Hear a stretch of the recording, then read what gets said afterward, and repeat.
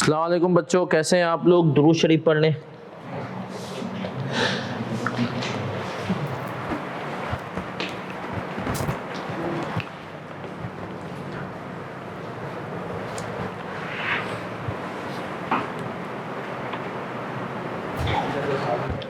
Lecture 7 है आज हमारा।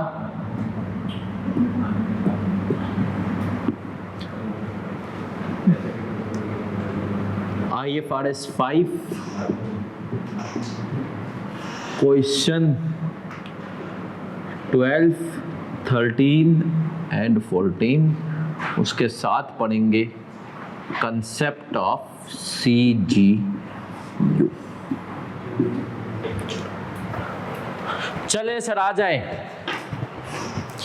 आज की क्लास में आने से पहले हमेशा की तरह पिछली पूरी क्लास को इंशाल्लाह रिवाइज करेंगे बच्चों, फिर आगे बढ़ेंगे। अब तक हमने जो पढ़ लिया था, क्या पढ़ा था अब तक हमने? जल्दी से जरा मुझे बता दें, क्या पढ़ा था हमने? मेजरमेंट्स में एक्सक्लूड हो गई थी क्या? हमने कहा जो है इसका एक तो ऑब्जेक्टिव था कि पहले से पता चल जाए, फिर हमने कहा मेजरमेंट से क्या बातें खत्म हो गई थी? Deferred tax, IS 19, IS biological acids, deferred tax asset, लीजेस etcetera, ये सब हमने एक्सक्लूड कर दिए थे। फिर और आगे बढ़े थे और हमने क्या पढ़ा था? जल्दी बताएं सर। हमने पढ़ा था सर क्लासिफिकेशन। हम जब क्लासिफिकेशन करते हैं एज बायोलॉजिकल एसिड तो 5 बातें होनी चाहिए। पहली बात, इमीडिएट सेल पोजीशन में और सेल हाईली प्रोबेबल हो। तीसरा, कमिटमेंट हो मैनेजमेंट की तरफ से। चौथा, एक्टिव मार्केट। और 5वां, डेयर हो चांसेस के मैनेजमेंट बैकआउट होगी। सही है सर। फिर और आगे बढ़े थे और हमने पढ़ा था इनिशियली मेजर करते हैं आने से पहले रेलेवेंट IFRS के हिसाब से, और आने के बाद IFRS 5 में lower of fair value less cost to sell और कैरिंग अमाउंट। फिर आगे बढ़े थे और आगे बढ़ते हुए हमने पढ़ा था कि सर हमने पढ़ा था कि इसमें जो इम्पेयरमेंट आ सकती है, जैसे भाई अगर आप कैरिंग अमाउंट पे लाए और फेयर वैल्यू कम थी तो फिर इसमें इम्पेयरमेंट है। इम्पेयरमेंट लाए तो आपने कहा सर इम्पेयरमेंट के बाद क्या होगा?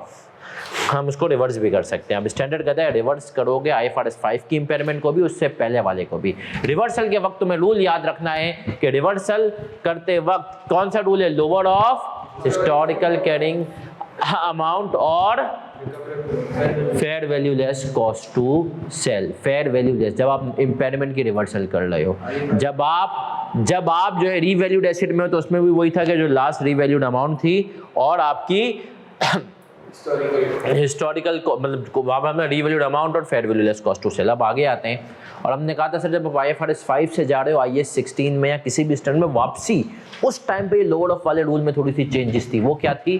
तब आ जाता था कि आप रिवर्सल के टाइम पे उसको लेके जाओगे वो हिस्टोरिकल कॉस्ट और रिकवरेबल अमाउंट के ऊपर। कल हमने इसके ऊपर सवालात देखे थे। अब हम आज सर मजीद आगे बढ़े और मजीद और शदीद आगे बढ़ते हुए हमने क्या पढ़ा है? जल्दी से बताओ।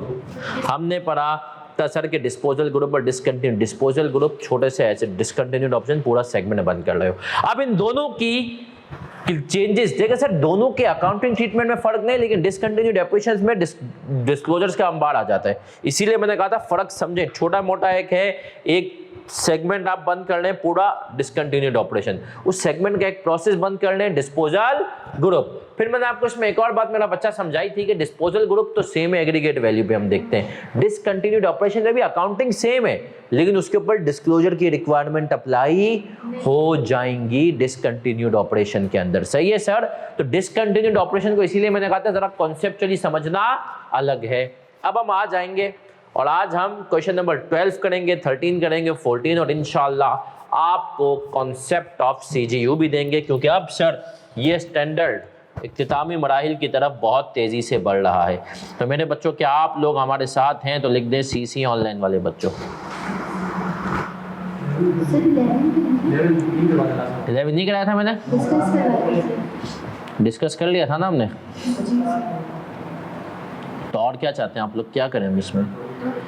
वो देखें जो ये सवाल है ना डिस्कशन वाले ही हैं, इनको हम इसकी ड्राफ्टिंग के ऊपर हम आएंगे भी। थोड़े से आप लोग और तो बड़े हों तो मैं ड्राफ्टिंग की तरफ मेरा बच्चा आप लोगों को लेकर आऊँगा।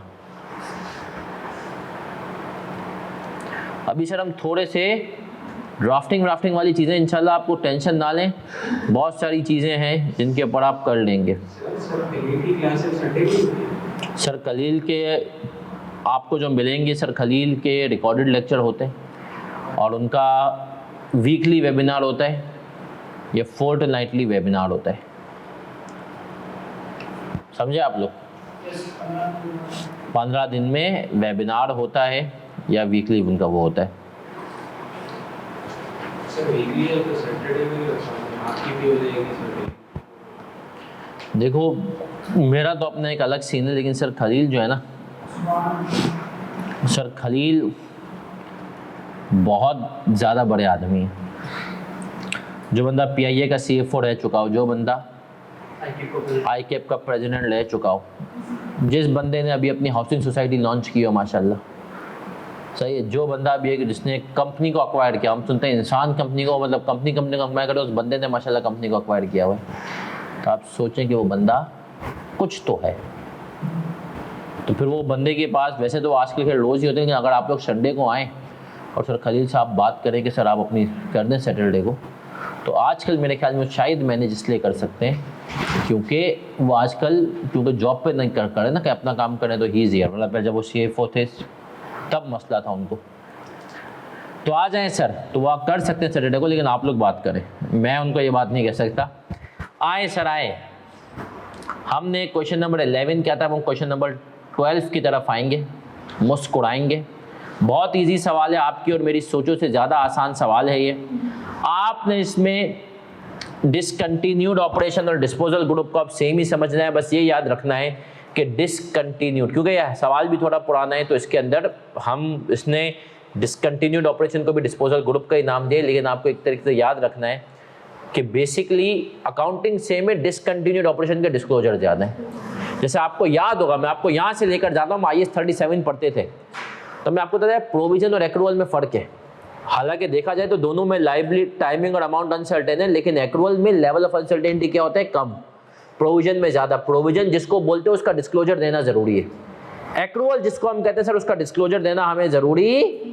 तो ये बात आपने मुझसे जिससे भी पढ़ा उसने आपको बताया होगा कि एक्रूअल का डिस्क्लोजर नहीं जाता, प्रोविजन का जाता है। तो यहाँ पर भी ऐसा है, डिसकंटिन्यूड ऑपरेशन, डिस्पोजल ग्रुप, बात अफेक्टिवली देखोगे एक ही है, लेकिन डिसकंटिन्यूड ऑपरेशन के ऊपर डिस्क्लोजर रिक्वायरमेंट बहुत है, डिस्पोजल ग्रुप के ऊपर डिस्क्लोजर रिक्वायरमेंट इतनी नहीं है। अब आ जाएं, चलें सर बढ़े आगे, आ जाए सर, हम पढ़ रहे हैं और ये हमसे चिल्ला चिल्ला के कह रहा है, क्या कह रहा है, बीइंग दी फाइनेंशियल कंसिडरेंट। पहले सबसे पहले रिक्वायरमेंट पढ़ने की आदत डालेंगे। रिक्वायरमेंट है, पास पेपर का सवाल है पुराना, सही है सर। अब आ जाए सर, हमने कहा चलिए इसकी रिक्वायरमेंट मिक्स ही ऊपर। AFR का सवाल, मतलब FFR विंटर 2009, विंटर 2009, जब पता नहीं तुम लोग स्कूल में क्या किस क्लास में क्या अटखलियाँ करते होगे, उस टाइम पे 8 नंबर का ये सवाल आया। Being the financial consultant of Insha Chemicals Limited, a listed company, you have been approached to advise on. Accordingly, you are required to explain how the following transaction should be disclosed in ICL's financial statement for the साल ended 30 June 2009 in accordance with IFRS. In a board meeting held on 1 January 2009, Board of Directors showed concern over the poor results of one of the company's cash generating unit, Lahore division. अभी आप cash generating unit के tension में ना पड़े, वो मैं आपको थोड़ी देर में समझाऊंगा। अभी आप समझें कैश जनरेटिंग यूनिट, आप समझें कि एक तरह से पूरा ग्रुप ऑफ एसेट्स है। It was principally decided that in the meeting that this division should be discontinued। मतलब ये बात कर रहा है कि डिसकंटिन्यूड ऑपरेशन की, सही है। अकाउंटिंग इसकी समझे डिस्पोजल ग्रुप की तरह ही है, बस डिस्क्लोजर रिक्वायरमेंट ज्यादा है। फिर कह रहा है ICL CEO announced the closure of LD Lahore division in a press conference held on 15 Feb 2009. He also informed that negotiations to sell the entire division are in progress and the sale is expected to be finalized within a few months। इसने कहा भैया कुछ ही महीनों के अंदर cell जो है finalise भी हो जाएगी, बढ़िया है। फिर क्या कह रहा है, He also informed that negotiations to sell the entire division are in progress and the sale is expected to be finalized within few months. On June 14, 2009, The CEO reported to the board of directors that negotiations with Bashir are proceeding well and disposal of LD is expected to materialize before 31 July 2009. However, it is estimated that assets would be sold at 95% of their fair value. Sir यहाँ पर सवाल ये है, क्या इसको हम classify कर देंगे हेल्ड फॉर सेल क्राइटेरिया के हिसाब से? सर क्या इमीडिएट सेल पोजीशन में है? यस सर, हम तो बेचने की बातें भी कर रहे हैं। 1 जनवरी साल खत्म होने से 6 महीने पहले बातचीत शुरू हुई और हमने कहा हाँ सर है, बिल्कुल हो जाएगा। और एक्सपेक्टेड है कि जो फेयर वैल्यू है उसके कितने में बिकेगा? अब सर एक्सपेक्टेड है, फेयर वैल्यू चल रही है 100 रुपये, लेकिन मार्केट पर हमने कहा 95 में बिक जाएगा। देखो बात मतलब होता है कि आप कहते हो कि यार 100 रुपये की चीज़ है मेरी, 100 रुपये में आने में शायद मार्केट, जैसे आप और मैं अगर अपना कोई घर बेचने जाए ना, तो जो हमारे हिसाब से मार्केट वैल्यू है ना, हमारे दिमाग में जो फाइनल प्राइस है, उसको आने में 3 से 6 महीने लग जाए। सही है सर, उस वैल्यू पे खरीदार मिलने में कितने महीने लगेंगे? लेकिन हो सकता है कि जो है अगर हम बोले 1 महीने में बेचना है तो हमें 5-10 रुपये कम में बेचना पड़े। तो वही कह रहा है, बशीर से बातचीत चल रही है और हो सकता है कंपनी 5-10 रुपये, तो हमें मुझे बताएं ईयर एंड पे मैं इसको किस पे मेयर करूँगा? Fair value less cost to sell 95% या किस पे? और फेयर वैल्यू किस पे करूँगा? सर मैं इसको वैल्यू करूँगा IFRS। देखो अब इसमें कोई अमाउंट नहीं दिए हुए, ये एक तरह से कॉन्सेप्चुअल सवाल था, तो मैं इसको ईयर एंड पे वैल्यू करूँगा fair value less cost to sell पे। क्या मैं यहाँ तक क्लियर हूँ सर? तो मैंने कहा जब बिकेगी तब देख लेंगे कितने में बिकेगी, लेकिन ये क्राइटेरिया तो एक तरह से डिस्क्रिप्टिव कॉन्सेप्ट बिल्डिंग सवाल था। क्वेश्चन नंबर 12, क्या आपने कहा ये क्राइटेरिया मीट करता है, इसको IFRS 5 में क्लासीफाई हो जाना चाहिए। अब आते हैं सर, आ जाएं एक बड़ी इंपॉर्टेंट चीज़ मैंने आपको बताया था, आज की क्लास बहुत इंटरेस्टिंग भी होने वाली है और आसान भी है, मुश्किल नहीं है। अब मैंने आपको बताया था कि सर कुछ एसेट्स ऐसे हैं, ये तो क्वेश्चन नंबर 12 में डिस्क्रिप्टिव था, पेपर में वैसे सवाल नहीं आते। अब जो सवाल आते हैं वो मैं आपको बताऊंगा कैसे आते हैं। हम आ जाते हैं, फिर से सब बच्चे आ जाएं, जो हमारा हैंड आउट की समरी थी पहला पेज, उस पर आ जाते हैं। आ गए समरी पे? अब after classification as held for sale वाला पॉइंट में फिर से पढ़ने लगा हूं। It is measured at lower of carrying amount and fair value less cost to sell. However, following assets are covered under other IFRSs are scoped out of measurement requirement of IFRS 5. Disclosure requirements still to be complied with. वही बात बोला, देखो disclosure वाली बातें apply होंगी, measurement apply नहीं करोगे। सही है। डेफर्ड टैक्स एसेट्स नहीं करने, वो उसके हिसाब से देखेंगे। Assets arising from employ benefit उसके हिसाब से देखेंगे। Financial assets in the scope of IAS 39 IFRS 9 उनके। Non current assets at fair value, model bracket में क्या लिखा है?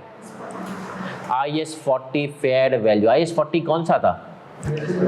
पढ़ा हुआ है FAR 1 में। क्या कहता है इन्वेस्टमेंट प्रॉपर्टी? अगर तुम्हें याद हो कि ना याद हो, क्विकली तुम्हें रिवाइज कराऊंगा। Non current fair value less point of biological asset पे भी अप्लाई नहीं होता। जल्दी से सब बच्चे बताओ, इन्वेस्टमेंट प्रॉपर्टी हम क्विकली रिवाइज करें। देखो हम FAR 1 की चीज़ों को FAR 2 को ऐसे ही रिवाइज करा करेंगे क्लास में, ताकि तुम्हें क्लियर हो जाए, क्योंकि सर इनका इतना ही काम होगा। सही है। इन्वेस्टमेंट प्रॉपर्टी क्विकली रिवाइज सिर्फ 2 तरह के एसेट्स पे अप्लाई होता है। कौन कौन से? लैंड और बिल्डिंग।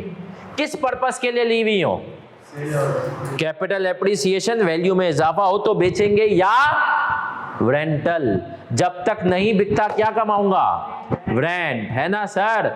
फिर हमने कहा जब इन्वेस्टमेंट प्रॉपर्टी हम लेते हैं तो इन्वेस्टमेंट प्रॉपर्टी की कॉस्ट के अंदर क्या चीजें आती हैं? हमने कहा वही purchase price, directly attributable cost, यहाँ पे स्पेशल फोकस है कमीशन कॉस्ट, स्टेट एजेंट की कॉस्ट। कोई प्रॉपर्टी चाहिए होती है, स्टेट अपनी कमीशन चार्ज करता है। याद है 3 तरह की चीजें इन्वेस्टमेंट प्रॉपर्टी की कॉस्ट में नहीं आती। कौन सी? Startup advertising cost. याद है हम बात करते थे मरहूम आमिर लियाकत हुसैन की। सही है। अब हमने कहा आमिर भाई को तो अल्लाह जन्नत पे इंशाल्लाह जगह दे। हम बात करते हैं कंफर्म जन्नती की, चाहत फ़तेह अली खान की। उसको आपने, सही है, आजकल ये जो आ रही है खातून, मेरा दिल ये पुकारे, इनको अगर आपने बुलाया इंटरटेनमेंट के लिए तो ये फ्री में नहीं आएंगे। सही है सर, ये फ्री में नहीं आएंगे, ये आपसे पैसे लेंगे। इनकी कॉस्ट इन्वेस्टमेंट प्रॉपर्टी की कॉस्ट में, याद है सर, मॉल वाले बुलाते हैं फन गाला। अभी साइमा जो है, साइमा वाला जो प्रोजेक्ट है, साइमा जो बिल्डर्स हैं, साइमा बिल्डर जो कराची के मशहूर बिल्डर्स हैं, उन्होंने एक हाईवे पे रखा था साइमा मिड टाउन। उसके लिए उन्होंने बेसिकली वो किया था। तो हमने कहा वो वहां पर एक फंड गाला रखा था, वो कौन से स्टार्टअप को। दूसरी initial operating losses. Packages mall Lahore वालों ने पूरा मॉल बना दिया, 400 दुकानें। क्या सारी 400 दुकानें आज पहले दिन ही चले जाएंगी किराए पर? नहीं सर, कितनी जाएंगी? 80 चली गई। बाकी जो दुकानें हैं वो पूरा पहला महीना खाली रही, तो उनकी मेंटेनेंस वगैरह सब उनके जिम्मे में। इनिशियल लॉसेस ये भी कॉस्ट का हिस्सा नहीं बनते, ना स्टार्टअप कॉस्ट, एडवर्टाइजिंग कॉस्ट बनती है, ना इनिशियल ऑपरेटिंग कॉस्ट। तीसरी चीज क्या थी? Abnormal loss. इन्वेस्टमेंट प्रॉपर्टी बना रहे थे, हड़तालें हो गई, 1 महीने के लिए लेबर को फ्री में पैसे देने पड़े, ये नहीं आती। फिर आगे बढ़े, इनिशियल इन्वेस्टमेंट प्रॉपर्टी का मॉडल क्या होता है हमारे पास? इनिशियल तो कॉस्ट पे ही मेजर करते हैं, सही है सर, कॉस्ट हमें पता है। सब्सीक्वेंटली या तो कॉस्ट या तो फेयर वैल्यू। तो मैं याद होगा वो इन्वेस्टमेंट प्रॉपर्टी कहता था वन मॉडल फॉर ऑल। अगर एक प्रॉपर्टी कॉस्ट पे रख रहे हो तो सबको कॉस्ट पे रखना है, एक को फेयर वैल्यू पे तो सबको। हो सकता है किसी प्रॉपर्टी की कॉस्ट ना निकले, फेयर वैल्यू ना निकले, तो कॉस्ट पे रखो, याद है। फिर मैं कहता था ये IAS 16 का छोटा भाई, आपको भी जिन बच्चों ने मुझसे नहीं पढ़ा, आपके टीचर ने बताया होगा कि इन्वेस्टमेंट प्रॉपर्टी को 2 बेनिफिट हासिल हैं जो IAS 16 को नहीं थे। पहला बेनिफिट नो डेप्रिसिएशन, दूसरा gain in P&L, gain in. अब ये जो बात कर रहा है ना, ये कह रहा है देखो इन्वेस्टमेंट प्रॉपर्टी का अगर कॉस्ट मॉडल है तो मेजरमेंट IFRS 5 के हिसाब से, इन्वेस्टमेंट प्रॉपर्टी का अगर फेयर वैल्यू मॉडल है तो मेजरमेंट इन्वेस्टमेंट प्रॉपर्टी के हिसाब से, क्लासिफिकेशन IFRS 5 के हिसाब से। सही है सर। हमने कहा सुनिएगा, हमने कहा फॉर एग्जाम्पल 5 बच्चों को सिलेक्ट किया गया, 4 बच्चे नॉर्मल कराने के थे, 1 बच्चा बर्गर था। 4 बच्चे नॉर्मल कराने के थे, 1 बच्चा बर्गर था, सबको सिलेक्ट करके रख रहे हैं एक ही बिल्डिंग में। तो 4 बच्चे हमारी तरह, आपकी तरह मिडिल क्लास घराने के थे, उनको कहा तुम्हें कोई फैसिलिटी नहीं देंगे, वही पंखों में रहोगे सब कुछ। 1 बच्चा था, उसको कहा भाई रह, तू भी बिल्डिंग में रह, लेकिन तुझे रखेंगे तेरी हैसियत के हिसाब से, AC वेसी सारे शश के। तो investment property fair value model कहते हैं कि यार तू आ जा हमारे साथ, तू कहला, तू भी non current asset held for cell, लेकिन हम अपनी लोअर ऑफ वाली लॉजिक तुझ पे अप्लाई नहीं करेंगे, तेरे ऊपर जैसे तू मेजर होता है वही अप्लाई होगा। सही है। अब आ जाए एक छोटा सा पॉइंट, अब यहां पर देखो तुम बड़ा कंफ्यूज हो गए। सर इन्वेस्टमेंट प्रॉपर्टी कहता है आप ईयर एंड पे फेयर वैल्यू मॉडल में प्रॉपर्टी को मेजर करोगे फेयर वैल्यू पे। फेयर वैल्यू पे करोगे या fair value less cost to sell पे? फेयर वैल्यू, याद रखो, fair value less cost to sell का वर्ड यहाँ पे यूज। तो ये कॉन्सेप्ट क्लियर है, पक्की बात है। तो आ जाए सर अब एक सवाल की तरफ आएंगे और वो सवाल आपको हो जाएगा क्लियर। सर अगर ये इन्वेस्टमेंट प्रॉपर्टी प्रोडक्शन में यूज हो रही हो तो पीपी में जाएगी? रुकने आ जाएगा इस बात पे एग्जामिनर घर पे। इन्वेस्टमेंट प्रॉपर्टी प्रोडक्शन में यूज ही नहीं हो सकती, तो पीपी बन गया, इन्वेस्टमेंट प्रॉपर्टी नहीं है। सही है सर। इधर में ये ग्लोबल के लेक्चर देगा तो किसके? इधर ग्लोबल के लेक्चर होता है। आ जाए सर, आ जाए। क्वेश्चन नंबर 13 क्या कह रहा है? Exception of measurement criteria of IFRS 5। क्या कह रहा है? चिल्ला चिल्ला के ये शख्स हमें, generalized the above transaction if investment properties carried at fair value model A और B। इसने कहा, अब याद रखो जो A है वो IFRS 5 में फॉल करता है मेजरमेंट, जो B है वो IFRS 5 में फॉल नहीं करता। On 8 January 2006 the Ramshade company acquired an investment property for which it paid for which, ये विच है, सॉरी ये थोड़ा सा अल्फाज का रदोबदल हो गया है। It paid ₹3 and incurred ₹1 lakh agency and legal cost. ये कौन सी कॉस्ट है? कैपिटलाइज करेंगे? यस सर, एजेंसी और लीगल कॉस्ट कैपिटलाइज होगी।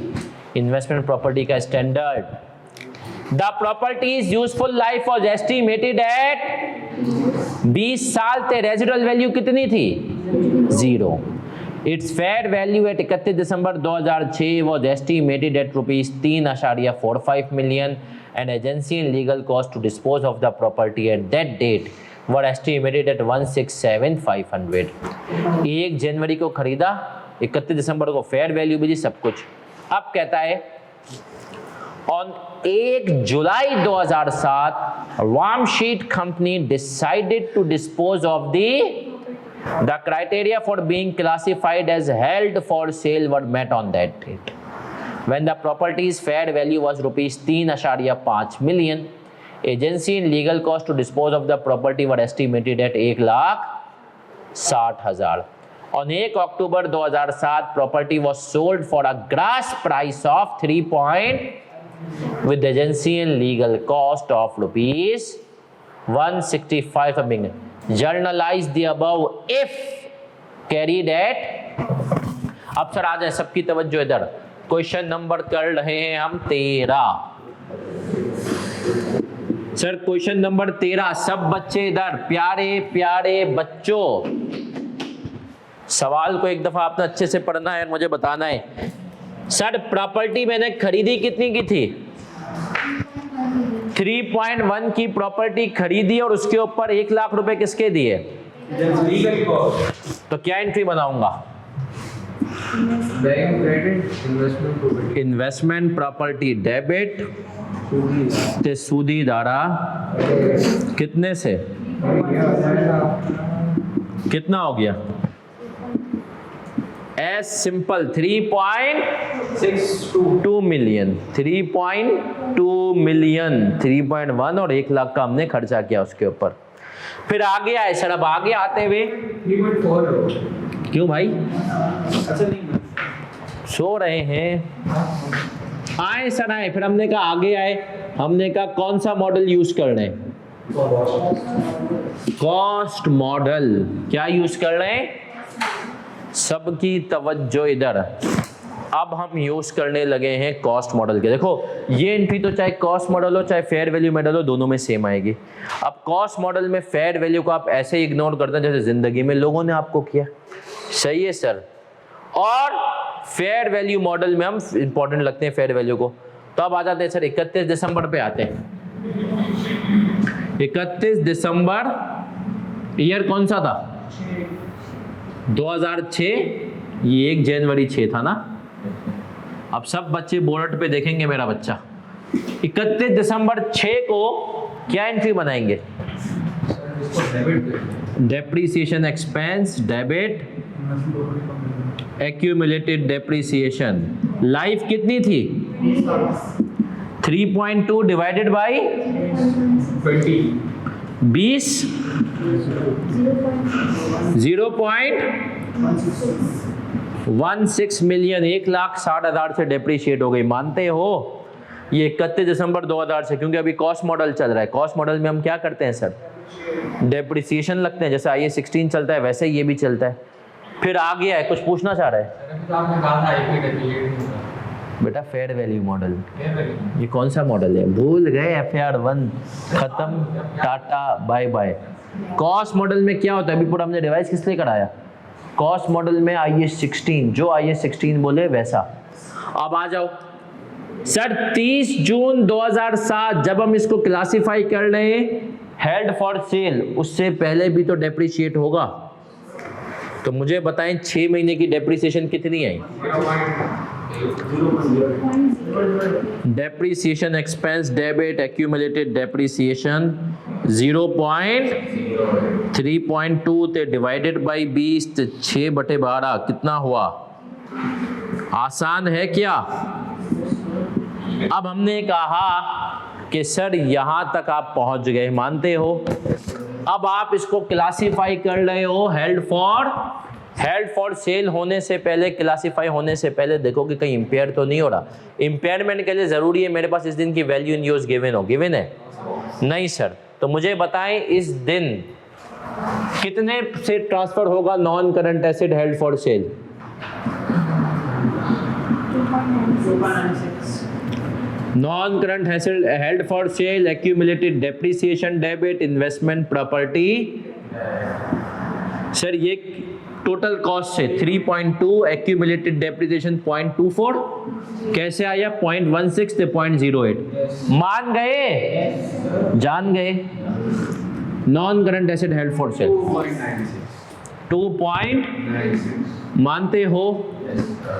अब आ गए हम IFRS 5 में, और IFRS 5 आते हुए कहता है मेजर करो भैया किस पे? कैरिंग अमाउंट और फेयर वैल्यू लेस। तो अब सब बच्चे मुझे बताएं कि कैरिंग अमाउंट कम है या fair value less cost to sell. 1 जुलाई 2007 को फेयर वैल्यू कितनी थी?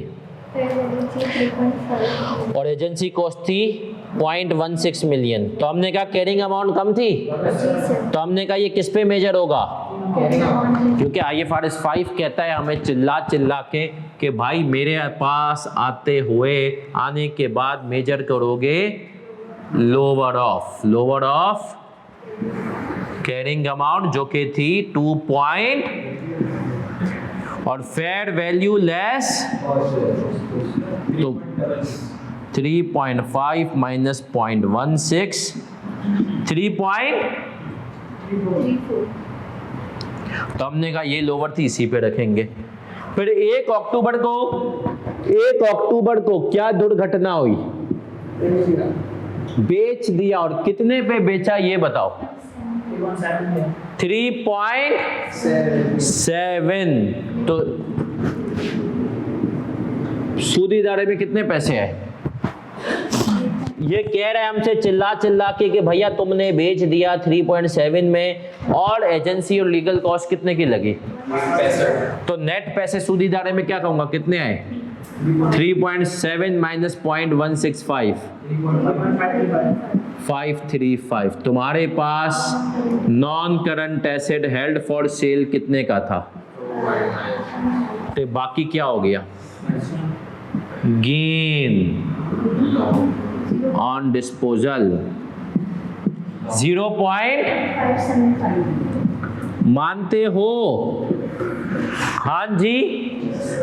तो हमने कहा अगर आप मान गए तो हमने कहा आप जान गए, और अगर आप मान और जान गए तो हमने कहा ये सवाल यहाँ तक हो गया। क्या हम क्लियर है मेरा बच्चा? लेकिन ये कौन सा पार्ट है? कॉस्ट वाला।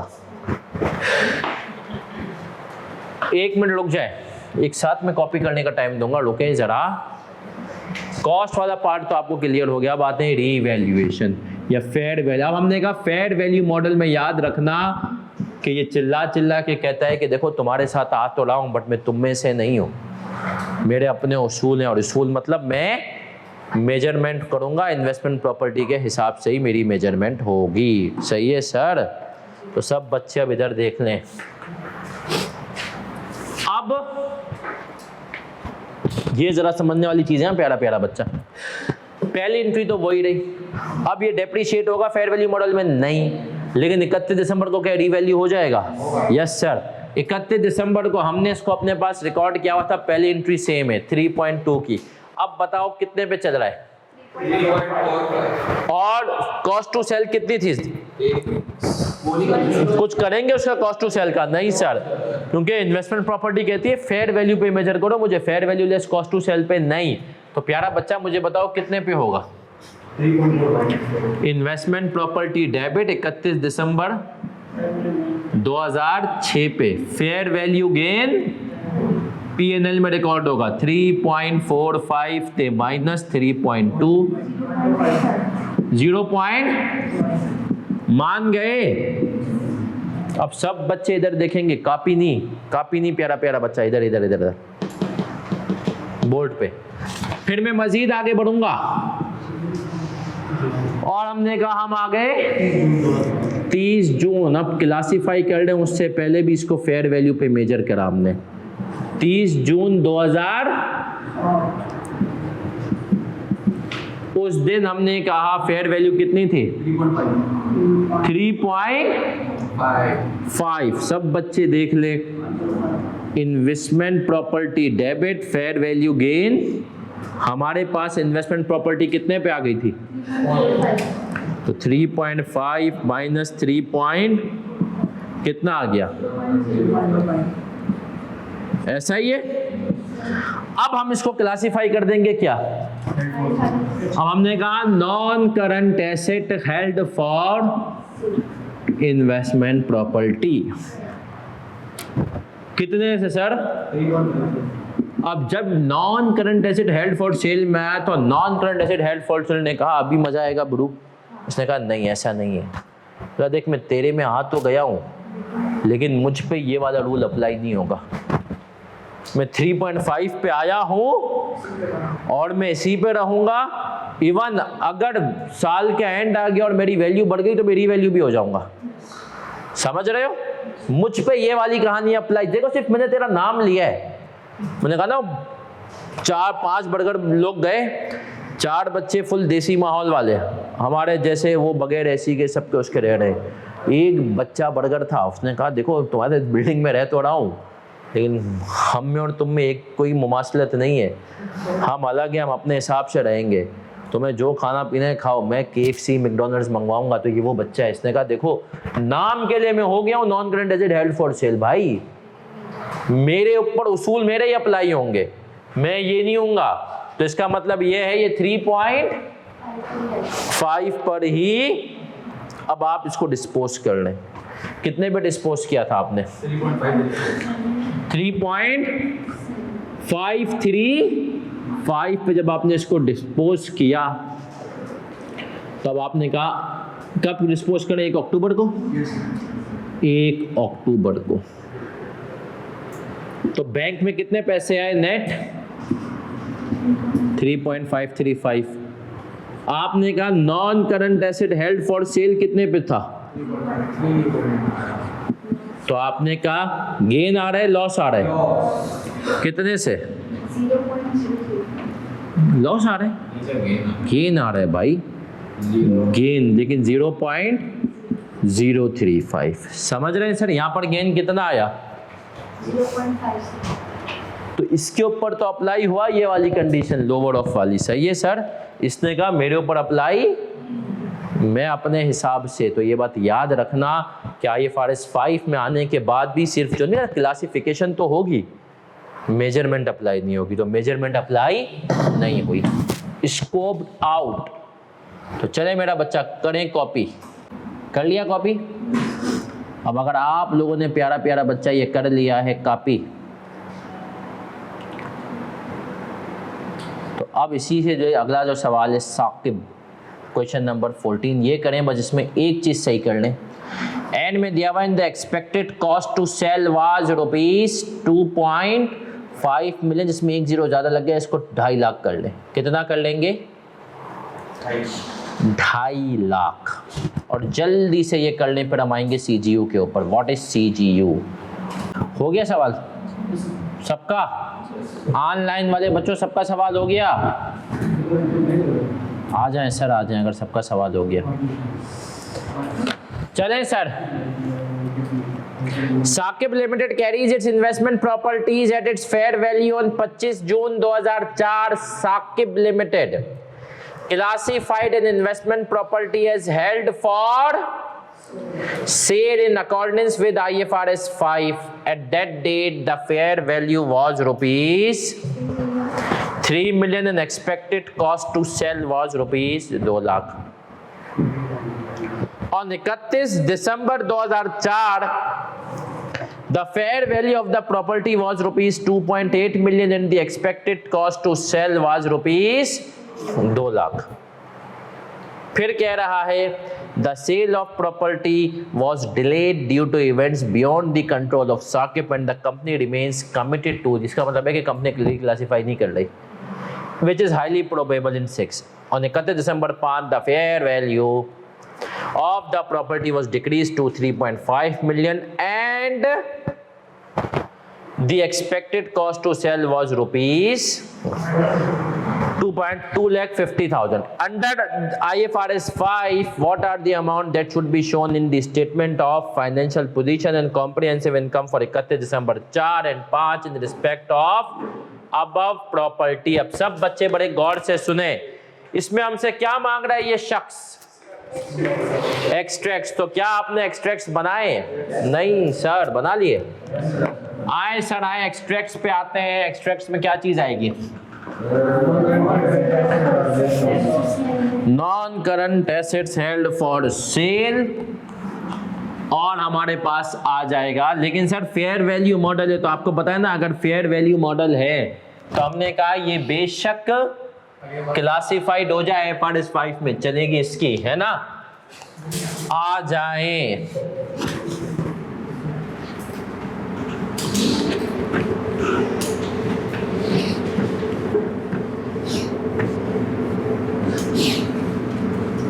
फर्ग्यूसन के सेक्शन बी और सी सबसे मशहूर सेक्शन है लेट सिटिंग के लिए। लेकिन सर देखें ना, वही बात मैं भी आपको एक एग्जांपल दे रहा हूँ कि प्रैक्टिकल लाइफ से, non current asset held for sale Ferguson Karachi के सेक्शन बी और सी मतलब सबसे मजबूत सेक्शन है कि इनमें लेट सिटिंग बहुत है। लेकिन इनमें भी अगर कोई ऐसा बंदा आ जाए जो इसका स्ट्रॉन्ग रेफरेंस हो तो फिर किसी का बाप लेट सिटिंग नहीं करा सकता। अब मैं आपको एग्जाम्पल देता हूँ। हम लोग थे, ऑडिट चल रहा था। अब एक लड़का पार्टनर का बेटा, पार्टनर का वो आ गया। अब जॉब इंचार्ज भी थोड़ा चौड़ा था, उसने कहा मैं इसको लेट सिटिंग कराऊंगा। जॉब इंचार्ज ने भी अपने अनाप पे ले ली कि पार्टनर के बेटे को क्या कराऊंगा, और पार्टनर का बेटा था भी मम्मी डैडी। अब भाई पार्टनर के बेटे ने शाम के 6 बजे कहा कि मुझे जाना है। जॉब इंचार्ज ने कहा नहीं तुम अभी नहीं जाओगे, थोड़ा काम है वो करके जाना। उसने कहा क्या होगा, थोड़ा सा पार्टनर के, वो जॉब इंचार्ज के दिमाग में था कि वो था भी सीनियर पार्टनर थे, उनकी नज़रों में आ जाऊंगा मैं। समझ रहे हो कि हमारे लड़के को किसने रोका। उसने कहा तुम नहीं जाओगे। अगले 5 मिनट में जॉब इंचार्ज को उस लड़के की मम्मी का फ़ोन आ गया कि जो इसके अब्बू हैं, वही जो पार्टनर थे, वो कह रहे हैं कि इसको अभी के अभी वापस भेजें, ड्राइवर इंतज़ार कर रहे हैं। तो देखा जाए तो सेक्शन बी में लड़का आ चुका था जो सबसे खतरनाक था, लेकिन वहाँ पर आकर भी वो लेट सिटिंग नहीं की। तो ये FRS 5 में तुम आ जाओ, लेकिन चलेगी तुम्हारी अपनी, अगर तुम पार्टनर के बेटे या इन्वेस्टमेंट प्रॉपर्टी या कोई एक्सेप्शन हो। सही है सर। तो हमने कहा अब आ जाए क्वेश्चन नंबर 14 पे। हमने कहा सर साकिब भैया 3 लाख 3 मिलियन थी और expected cost to sell 2 lakh थी। तो हमने कहा भाड़ में जाए, हम तो एक्सपेक्टेड कॉस्ट टू सेल को नहीं देखेंगे ना। और 31 दिसंबर 2004 को फेयर वैल्यू कितनी हो गई 2 पॉइंट, और एक्सपेक्टेड कॉस्ट टू सेल कितनी थी 2 लाख। तो सब बच्चे इधर देखें। हमने कहा क्वेश्चन नंबर 14 SOFP और SOFP में ब्रेक, उसमें क्या लिखूंगा 2005 और 2004 इन्वेस्टमेंट प्रॉपर्टी या non current asset held for cell, और ये किस में क्लासिफाई होंगे। और SOCI में क्या आएगा फेयर वैल्यू गेन और लॉस 2005 और 2000। अब सब बच्चे बहुत ही ज्यादा गौर से देखेंगे। सर क्लासिफाई कब हुई 25 जून 2004 क्लासिफाई हुई 25 जून 2004। तो 25 जून 2004 को जब वो क्लासिफाई हुई तब हम क्या करेंगे, non current asset held for sale debit कितने पे 3 मिलियन, ऐसा ही है। अब हमने कहा क्लासिफाई तो हो गए, लेकिन अपने ये उसूल अप्लाई होंगे। तो 31 दिसंबर ईयर एंड है ना, कितने पे आ जाएगी उस टाइम पे फेयर वैल्यू कितनी चल रही है 2.8। तो क्या एंट्री बनाऊंगा फेयर वैल्यू लॉस या P&L debit non current asset कितने से 2 लाख। अब आ जाते हैं सर, तो हमने कहा यहां पर कितने से आ गया 2004 में 3 मिलियन, सॉरी 2.8, और यहां पर 2 लाख। मानते हो। अब सब बच्चे इधर देखेंगे, प्यारा प्यारा बच्चा। हमने कहा सर आगे बढ़े, और ये 2 लाख का लॉस है ना नेगेटिव। 31 दिसंबर 2005। अब रीक्लासिफाई तो हम कर नहीं रहे क्योंकि हमने कहा बेशक नहीं बिकी, लेकिन रखेंगे। अब मुझे बताएं इस दिन फेयर वैल्यू कितनी चल रही है 3.5। क्या एंट्री बनाओगे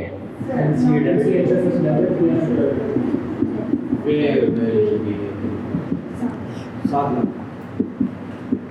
कितना हो गया? तो सर याद रखें, क्या याद रखेंगे कि सर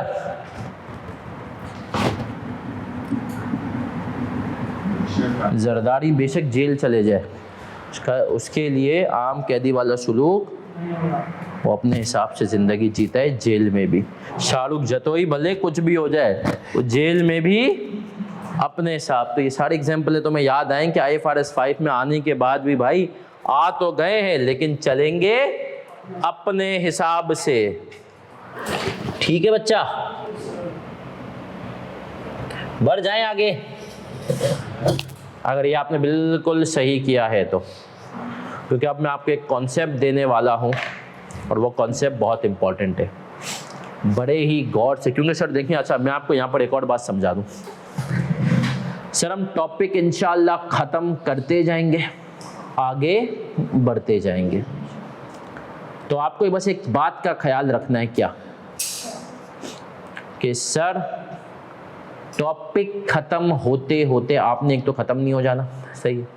दूसरी बात, हम मिक्स मैं ना अब इसमें देखें इम्पेयरमेंट को, मैं ये नहीं कहूँगा कि यार ये चीज़ हम इम्पेयरमेंट की बात करेंगे, इम्पेयरमेंट की चीज़ें भी अब आपको समझा दूंगा, अब साथ साथ करते जाएंगे। क्योंकि अगर हमने ये किया ना, ये चीज़ इसके बाद, ये चीज़ उसके बाद करेंगे तो अब बात नहीं आती है। हाँ, जहाँ बहुत ज़रूरी हो वहाँ पर मैं आपको बात का इंतज़ार कराऊंगा, मैं कहूँगा बेटा बात के लिए रुक जा, लेकिन जहाँ पर ज़रूरी नहीं हुआ मैं बोलूँगा बेटा बात को छोड़, जो होगा अभी होगा। तो क्या हम बढ़ जाएं आगे? Yes sir. अब हम आगे आते हैं और हमने कहा सबकी तवज्जो इधर। अब आते हैं सर, क्योंकि यहाँ पर बात हो रही है डिसकंटिन्यूड ऑपरेशन की भी, डिस्पोजल ग्रुप की भी, डिसकंटिन्यूड पूरा सेगमेंट बेच दिया ना, तो यहीं पे एक कॉन्सेप्ट आएगा और वो मैं कॉन्सेप्ट पूरा आपके दिमाग में इंशाल्लाह अभी बिठाऊंगा। वैसे तो वो इम्पेयरमेंट में कवर होगा, जिन बच्चों ने ऑलरेडी इम्पेयरमेंट का लेक्चर कवर कर लिया है वो तो टाटा बाय बाय, मतलब वो पार्टी बचा सकते हैं। लेकिन जिन बच्चों ने इम्पेयरमेंट का लेक्चर अभी कवर नहीं किए हैं तो वो यहाँ पर कॉन्सेप्ट समझेंगे कैश जनरेटिंग यूनिट का। किसका? पहले तो ये समझेंगे इसकी ज़रूरत क्यों आई IS 36 को डिफाइन करने की। आप सब सुनिएगा, सिंपल अल्फाज में ये हमने कहा केनेस का एक कैंपस है, ये एक कमरा है, ये एक ऑडिटोरियम है। सर केनेस ने कहा ये कुर्सी पड़ी हुई है, आप जहाँ जहाँ घरों पे बैठे, आपके घर में सपोज करें जहाँ आप बैठे वो कुर्सी वो है जो कि कैंपस की कुर्सी है। वो कैंपस कहता है कि यार जब हम एसेट की रिकवरेबल अमाउंट निकालते हैं तो रिकवरेबल अमाउंट में दो चीज़ें आती हैं, fair value less cost to sell और वैल्यू इन। अब बोले यार वैल्यू इन यूज बाज मर्तबा एक सिंगल एसेट की निकालना बहुत मुश्किल काम है। क्या जरशाम आप निकाल सकते हैं कि ये कुर्सी कुछ भी करके कैनिस को कितना कैश कमा के देगी? कपिल ये एसी का निकाल सकते हैं कि कैश वैल्यू इन यूज कैसे कमा देगी? हाँ, हम ये शायद निकाल पाएँ कि ये पूरा ऑडिटोरियम कितना कैश कमा कर दे सकता है, कि भाई इतनी क्लासेस होंगी, उसकी फीस का ये हिस्सा। लेकिन हम जो है ये नहीं निकाल पाएंगे कि एक पर्टिकुलर एसेट कितना कैश कमा कर।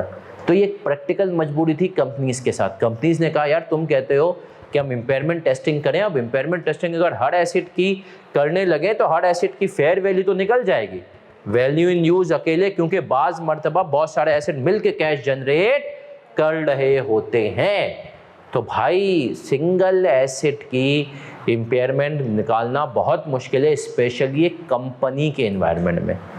तो वहाँ पर IS 36 ने कहा कि एक कॉन्सेप्ट लेकर आते हैं जिसका नाम क्या है, कैश जनरेटिंग यूनिट। अभी मैं आपको इसका कॉन्सेप्ट दूंगा, फिर आएंगे आगे। इधर देख लो, cash generating unit standard define करता है स्मॉल ग्रुप ऑफ एसेट्स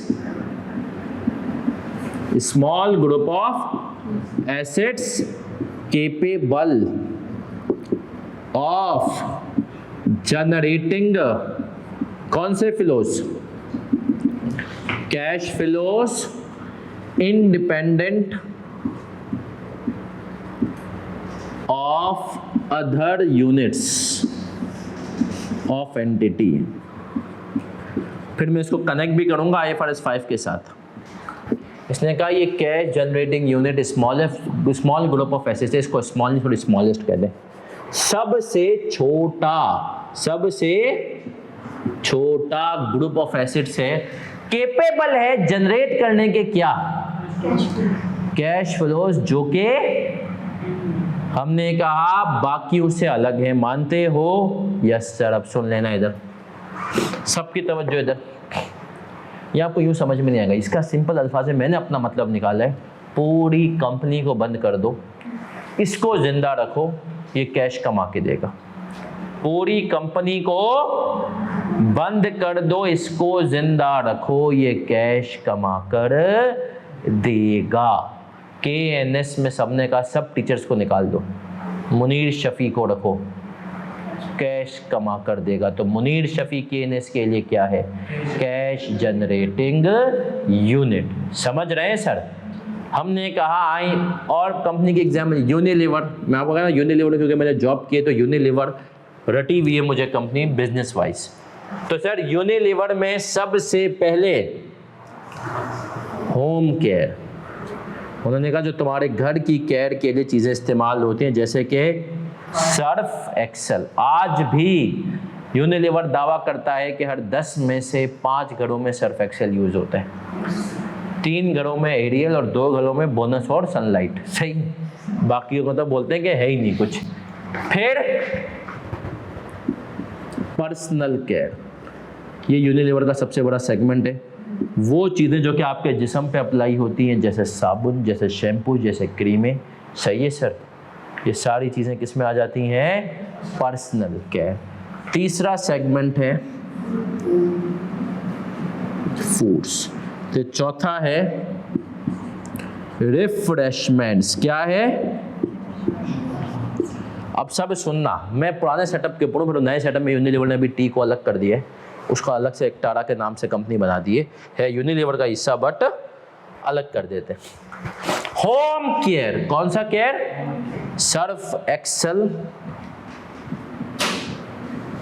और डोमिक्स, है ना? डोमिक्स मर्दों को पता ना हो, बताओ, खवातीन को जरूर पता होगा, है ना सर?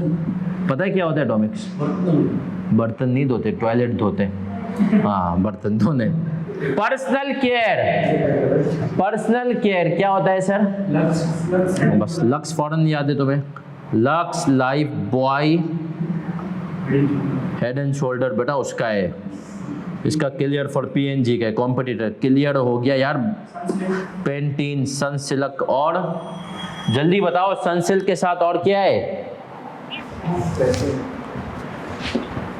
हमने कहा जो भी बहुत, पॉन्ड्स, ग्लो एंड लवली, सब इसमें आ गए।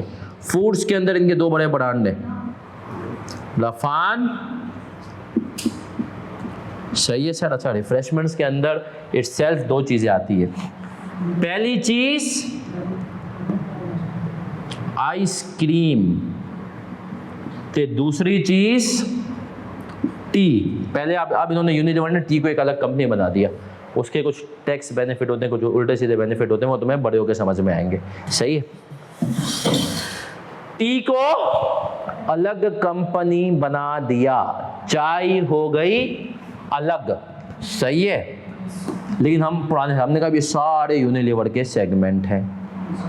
अब आते हैं सर, मैं आइसक्रीम की गहराई में जाऊंगा। आइसक्रीम कौन कौन सी आती है यूनिलीवर का? आइसक्रीम का ब्रांड नेम पता है ना क्या है? वॉल्स के अंदर कौन कौन सी आइसक्रीम आती है? मैग्नम, और बेटा यूनिलीवर की आइसक्रीम के नाम माना फम से आते हो, लेकिन ऐसी हालत के मतलब नाम भी नहीं बता। खबा जो ऑनलाइन वाले बच्चे हैं वो बताएं।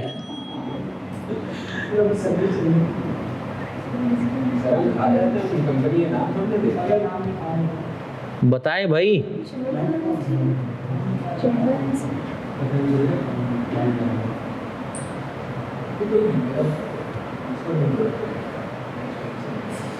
बताएं जी।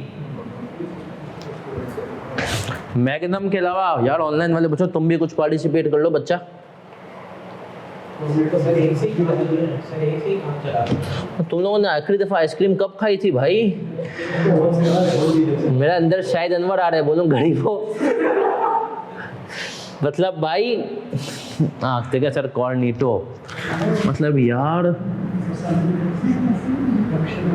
चोक बार आती है इनकी, इनकी जेट स्पॉट आती है, मतलब फीस्ट आती है, मतलब यार हद होती है। तो तुम लोग आइसक्रीम में नहीं खाते हो? नहीं खाते आइसक्रीम? जब से कबाब आया ना, मतलब यार तुमने कहा कहीं रेस्टोरेंट में कहीं वहीं पे खा लिया ना बेचारे, वो ये यूनिलीवर बोल ले तो मैं क्या करूँ, फिर जॉब छोड़ दूँ? फास्ट फूड से निकल। सही है सर। अब आ जाएं सर, इधर आ जाएं। अभी हमने कहा बहुत सारे ब्रांड हैं, अब इन ब्रांड्स में से यूनिलीवर ने कहा कि हमें निकालना है CGU के। अब डेफिनेशन पे फिस्ट कर रहा हूँ, smallest group of acids capable of generating cash flows independent of other units. पूरी कंपनी को बंद कर दो, ये अकेला कैश कमा करके देगा। अब मेरा मासूमाना सवाल है, कौन सा सवाल है? मासूमाना सवाल है, यूनिलीवर के लिए आइसक्रीम, टी, रफान, कनौर ये CGUs होंगे या जेट स्पॉट, कॉर्निटो, मैग्नम ये CGU होंगे? टी और मतलब टी, आइसक्रीम या कॉर्निटो, जेट स्पॉट, मैग्नम CGU क्या होंगे? टी और टी। सबको बंद कर दो, ये अकेला कमा करके देगा। मतलब personal care, foods care, refreshment इस लेवल पे CGU पे जाएंगे, रफान, कनौर इस लेवल, क्योंकि तो कनौर के अंदर भी केचप भी आती है, नूडल्स भी आती हैं, समझ रहे हो? ये मजीद एक्सपेंड से आइसक्रीम मजीद, तो मुझे बताएं जी सर कनौर इस लेवल पे होगा, मतलब ब्रॉड लेवल पे होगा। सब ऑनलाइन वाले बच्चों सबको छोड़ो, और आसान बता रहा हूँ, आइसक्रीम टी CGU है या मैग्नम, कॉर्निटो, जेट स्पॉट ये अलग अलग CGU है? हाँ भाई आइसक्रीम और टी। ऑनलाइन वाले बच्चों जल्दी बाबा जल्दी। मैं मैग्नम के साथ। Magnum, jet spot. सर हमने कहा पूरी कंपनी को बंद कर दो ना, सब बंद हुए। जेट स्पॉट, कॉर्निटो, मैग्नम, किसी एक को जिंदा रखो। जेट स्पॉट ने कहा तुम कॉर्निटो और मैग्नम को भी बंद कर दो, आपका भाई यूनिलीवर को अकेला कैश ला कर देगा। जेट स्पॉट खाने वाली आवाम भी अभी जिंदा है, तो जेट स्पॉट क्या कह रहे हैं? स्मॉलेस्ट ग्रुप, CGU की क्या है? सबसे छोटा ग्रुप हो जो कि आपको कैश जनरेट करके दे रहा हो। तो जब सबसे छोटा ग्रुप कैश जनरेट करके दे रहा है उसको हम क्या कहेंगे? Cash generating unit.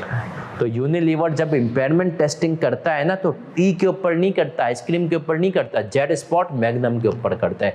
Jet spot के अलग एसिड्स हैं, मैग्नम के अलग है। तुम लोग इंशाल्लाह भी ऑडिट्स पे जाओगे, कोई किसी जैसे MNC वगैरह में कहीं बड़ी कंपनी में जाएगा, देखेगा पूरा एक अलग सेगमेंट होता है कि ये नूडल एरिया है, ये अलग एरिया है कि ये मायोनीज एरिया है। मैं फूड्स फैक्ट्री में था यूनिलीवर में, तो हमें पता होता था ये नूडल एरिया है, ये मायोनीज एरिया है, ये आपका जो एक कस्टर्ड एरिया है, ये केचप एरिया है, समझ रहे हो?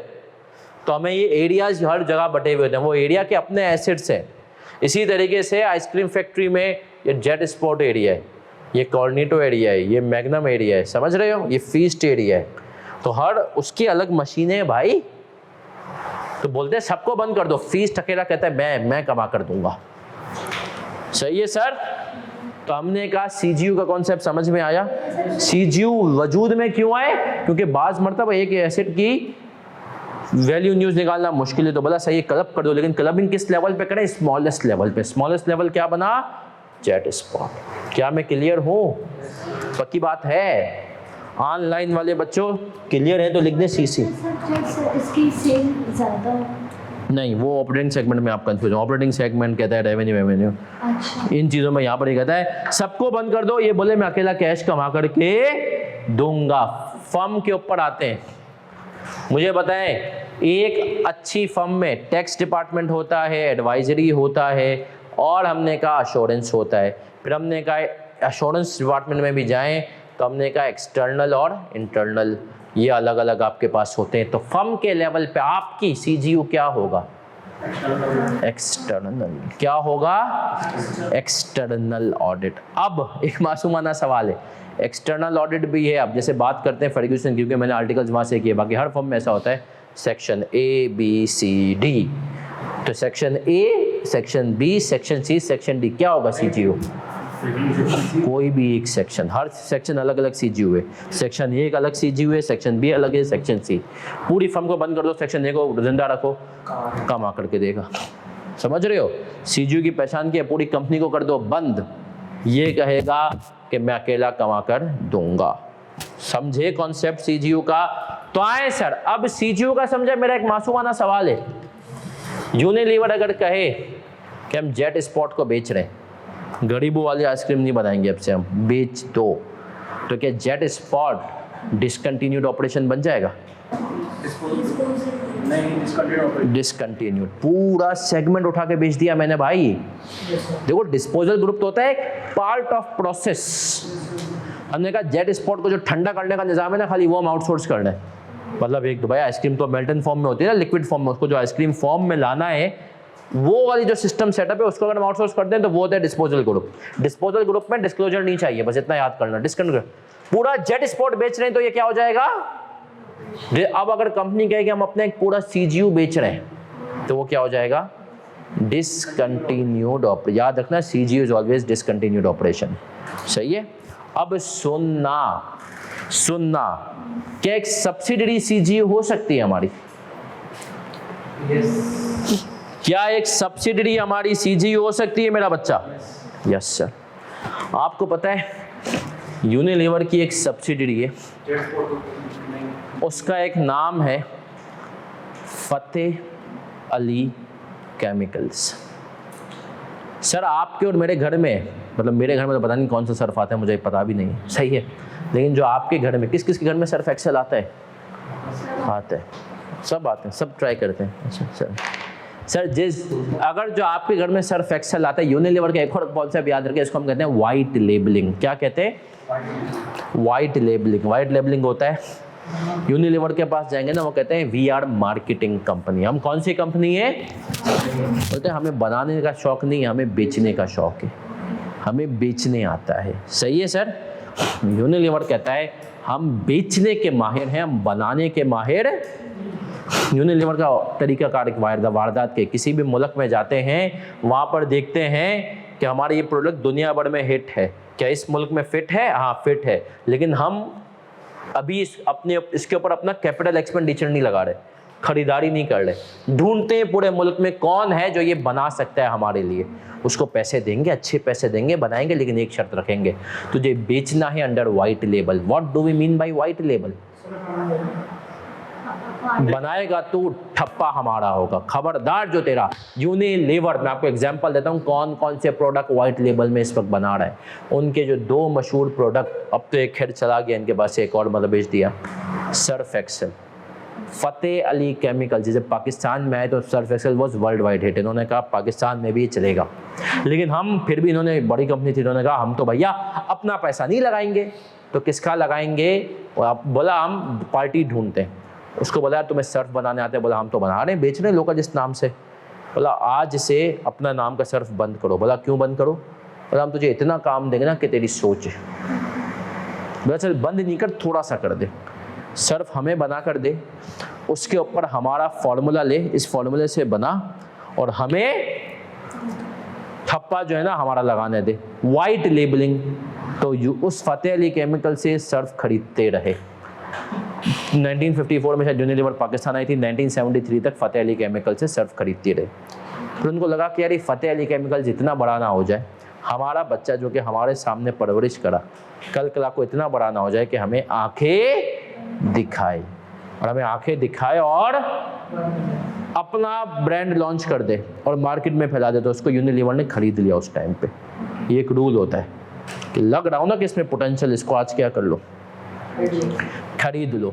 तो बेसिकली अब फतेह अली केमिकल्स को देखो, वो यूनिलीवर की एक सब्सिडरी है। क्या वो यूनिलीवर के लिए सीजीयू है? Yes sir, Fateh Ali chemicals Unilever के लिए क्या है? कैश जनरेटिंग यूनिट है। और क्या वो यूनिलीवर की सब्सिडरी है? हाँ सर, यूनिलीवर की सब्सिडरी भी है। मेजर शेयर होल्डिंग खरीद ली, कुछ होल्डिंग अभी भी ओरिजिनल ओनर्स के पास है। अब मेरा यहाँ पर एक और मासूमाना सवाल है, वो सवाल ये है प्यारा प्यारा बच्चा कि सर सब्सिडरी तो क्या गुडविल आई होगी? गुडविल भी आई होगी।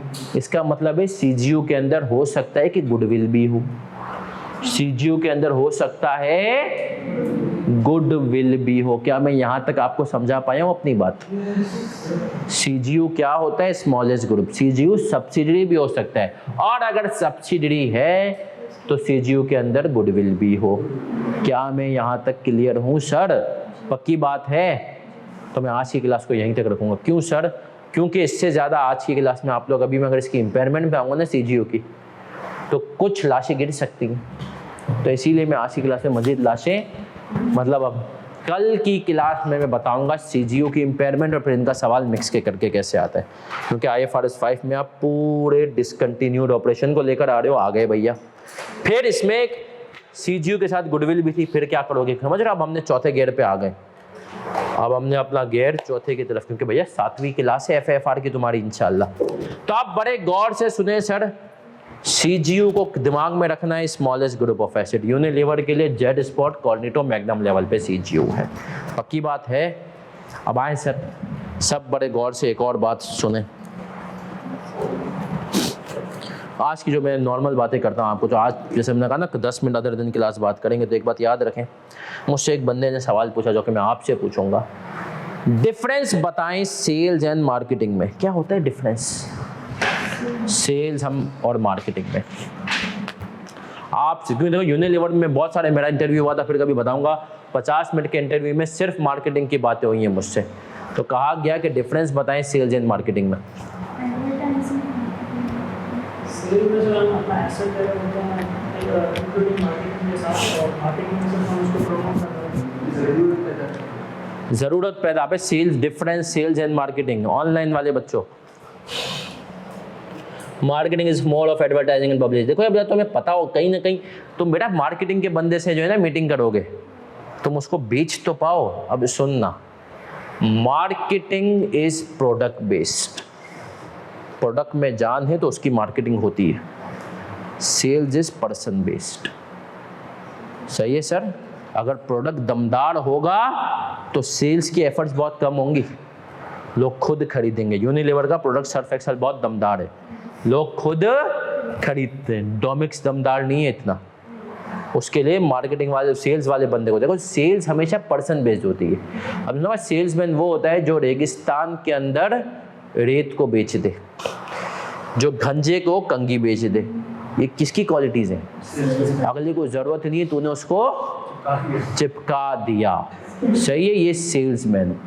Marketing is more of a publicity advertise. तो मार्केटिंग याद रखो प्रोडक्ट बेस्ड होती है, और सेल्स क्या होती है? पर्सन। अब यूनिलीवर कहती है मार्केटिंग कंपनी, तो क्या मतलब? यूनिलीवर कहती है यार तुम हमें क्वालिटी प्रोडक्ट बनाकर दे दो, उसको मार्केट ऐसे करेंगे कि कस्टमर का बाप भी खरीदेगा। मार्केट ऐसे करेंगे, देखो अगर आपकी प्रोडक्ट में क्वालिटी है तो मार्केटिंग की तरफ जाना है। तो आपको पता है यार प्रोडक्ट में इतनी क्वालिटी, तो सेल्स की तरफ जाना है। अब हमारे मुल्क में इसी सेल्स को लेके एक बहुत बड़ा, हमारे मुल्क में और दुनिया भर में एक फ्रॉड चलता है, और जिसको मैंने पिछली दफ़ा कुछ हाईलाइट किया पिछले दिनों में, तो मेरे बहुत सारे स्टूडेंट्स मुझसे नाराज़ हुए, सब कुछ हुए। उसको कहते हैं network marketing, multi level marketing. वो केस आपने सुना होगा, तुम मेरे से प्रोडक्ट खरीदो, उसके बाद वो प्रोडक्ट आगे 3 लोगों को और बेचो, फिर 3 को, सुने पिरामिड स्कीम, पॉन्जी स्कीम कहते हैं।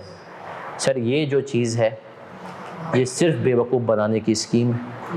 इसमें लोगों को इतना, एक बहुत बड़ा कहने को मोटिवेशनल स्पीकर है दुनिया भर का, लेकिन उसको, वो इंडियन है, सोनू शर्मा, उसका काम ही यही है। वो बेसिकली, अब सर इसमें मैं आपको बता दूं, जो शुरू के जो लोग होते हैं ना वो तो कमा ले, नीचे का बंदा कभी कमा नहीं पाता है। मेरे बहुत सारे स्टूडेंट्स के साथ इसमें हुआ है धोखा। मतलब मैं 500 वाली चीज़ कपिल को बेच रहा हूँ 5000 में, और कपिल को लालच दे रहा हूँ, कपिल अगर देख तूने तो 5,000 में ये चीज़ खरीद ली ना, अब तू उसको मार्केट में बेच, कुछ भी कर, तेरी वजह से यूज़ कर। तूने अगर जरशाम को, सती को, रेहान को बेच दी ना ये 3 चीज़ें 5-5 हज़ार में, तो इन तीनों की सेल्स के ऊपर 500 तुझे मिलेंगे। सती ने आगे 3 को और बेची तो उन 3 में से भी कपिल 100 रुपये तुझे मिलेंगे। उसने आगे 3 को बेची तो 10 रुपये तुझे और मिलेंगे। अब कपिल को डॉलर ही डॉलर नजर आ रहे हैं कि सारे मेरी तरफ डॉलर आ रहे हैं, शुरू वाले से 500, फिर 100, फिर 50, समझ रहे हो। अब इसमें क्या होता है, लोग आपको दुश्मन बन जाते हैं। मैंने कुछ दोस्त इसमें गए, मुझे फ़ोन किया, मैंने कहा देख यार आज के बाद से मुझे फ़ोन नहीं करना, अगर इसी काम के लिए करना है। मैंने कहा देख तू तो फंस गया, तू चाहता है मैं भी फंसूँ। मैंने कहा माजरत। मैंने कहा कभी आप अकेले में बैठ के सोचना। मैंने कहा देख तू इस चीज़ से जल्दी नहीं निकला ना तो सारी दोस्तियाँ टूट जाएंगी। मैंने कहा फ्रॉड स्कीम है, सही है। फॉर एवर आपके पास लिविंग के नाम से और 1-2 और कंपनी जिनके नाम से ये चलती है, प्रॉपर प्योर फ्रॉड है।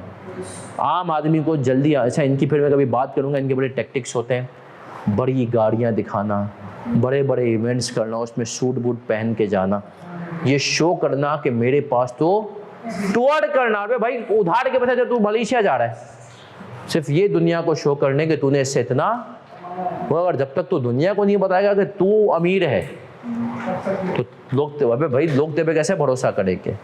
चलिए सर फिर कभी इस पे बात करेंगे। और ही फिल्म बिल्कुल ठीक नहीं, हम मिलेंगे इंशाल्लाह कल 5 बजे। अपना ख्याल रखिएगा, अल्लाह हाफिज़। सर आपने बोला डिस्पोजल ग्रुप का डिस्क्लोजर नहीं आता है। डिस्पोजल ग्रुप का डिस्क्लोजर बड़ा नहीं, डिसकंटिन्यू के अलग डिस्क्लोजर है, मतलब वो हमें बताता है कि PNL वगैरह को अलग बताओ, समझ रहे हो। सर यूनिलीवर खुद भी तो बना सकते हो आप सर, मतलब पहले कंपनी एक्वायर करता है, फिर उसकी फेयर वैल्यू बढ़ जाएगी, फिर उससे एक्वायर करता है। यूनिलीवर कहता है यार देखो एक आदमी बना, और ऐसा नहीं मैं मज़ा, यूनिलीवर जब थोड़ा सा बड़ा हो जाता है ना तो कहता है, मुझे कल एक बच्चा कह रहा था, पता सर ये GSK इसको तो पैसे ज़्यादा देना चाहिए, इतनी बड़ी कंपनी है। मैंने कहा तभी तो कम पैसे देते। मैंने कहा क्या मतलब सर।